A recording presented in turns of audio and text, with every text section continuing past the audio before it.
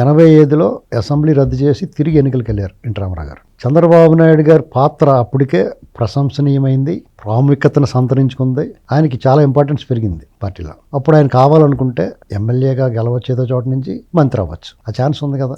ప్రభుత్వంలో నెంబర్ 2 కూడా అవ్వచ్చు. కానీ ఆయన పార్టీ కోసం పనిచేశాడు. 85లో మళ్ళీ అసెంబ్లీ ఎన్నికలు వచ్చినాయి, అప్పుడు ఆయన పోటీ చేయాల. అంతకుముందు పార్లమెంట్ ఎన్నికలు వచ్చినాయి, అప్పుడు కూడా పోటీ చేయాల. ఆయన కోరుకుంటే ఛాన్స్ దొరుకుద్ది. అధికారమే పరమావధి అనుకోలేదు. మీరు అక్కడ క్యాడర్ని గమనించండి.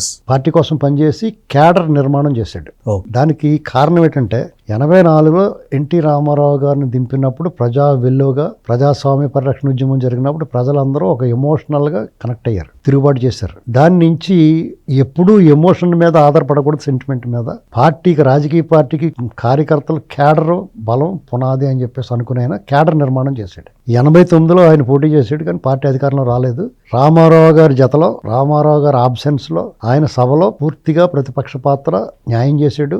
అప్పుడున్న ప్రభుత్వమే పోరాడాడు. ఈ లోపల ఒక దుష్టశక్తి ప్రవేశించింది, ఒక పిశాచి, రాష్ట్ర పక్షిలాగా రాష్ట్ర పిశాచి ఒకటి తయారైంది. ఆవిడ వల్ల పార్టీలోనూ కుటుంబంలోనూ కలతలు చెలరేగినాయి. ఎన్టీ రామారావు గారికి అప్రతిష్ట పెరిగింది.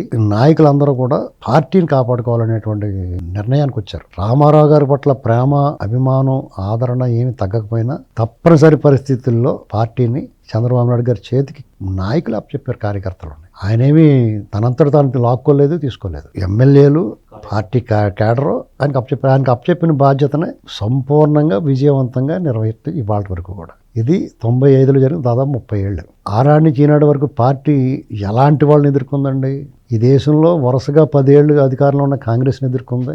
రాజశేఖర రెడ్డి లాంటి ఎలాంటి పనికైనా జగజారిపోయే వాడిని ఎదుర్కొంది. జగన్మోహన్ రెడ్డి లాంటి అరాచక శక్తులు ఎదుర్కొంది. సెంటిమెంట్ పేరుతో వ్యక్తిత్వ హననం చేసి పార్టీ నామరూపాలు లేకుండా చేసేయాలని ప్రయత్నం చేసిన కేసీఆర్ గారిని ఎదుర్కొంది. ఒకనొక టైంలో అందరూ ఒకటైపోయి తెలుగుదేశం పార్టీని ఎలాగన్నా పూలగొట్టేసి లేకుండా చేస్తే ఆ కేక్ అందరం తలకొమ్మక్క తీసుకొచ్చు అనుకున్నారు. ఆ ప్లేస్ భర్తీ చేయడానికి ప్రయత్నం చేశారు. అయినా సరే ఆ పార్టీ ఉనికింది. అలాగే ప్రయత్నం చేసిన వాళ్ళు అడ్రస్ లేకుండా పోయారు, కానీ ఆ పార్టీ అలాగే ఉంది కదా. గరికి తిన్న గాడిద పోద్ది కానీ గరికి మళ్ళీ ముడుతుంది అన్నట్టుగా ఆ పార్టీ నిలబెట్టుకున్నాడు కదా, మళ్ళీ తిరిగి అధికారంలో తీసుకొచ్చాడు కదా. ఎలాంటి పరిస్థితులు ఉన్నా ఆయన అనుభవం ఇదే అనుభవం. ఎలాంటి క్రైసిస్ వచ్చినా, సంక్షోభం వచ్చినప్పుడు తట్టుకుని నిలబడి పార్టీ నిలబెట్టుకున్నాడు. అనుభవం వల్లే వస్తుంది అదంతా. చేయగలిగితే కొండ వదిలేసి రకం అనుకోండి, పార్టీలు మూసేసిపోతారు. లేకపోతే దూషణ భూషణ తిరస్కారాలకి అతీతుడిగా ఉండకపోతే ఎందుకు ఈ రాజకీయం అని పోతారు. రాగద్వేషాలు అంటే నువ్వు ఒకటి కొడతా నేను 2 కొడతాను అనేటువంటి ప్రతీకార వాంఛ ఉంటే అక్కడితోటే కథం రాజకీయ జీవితం.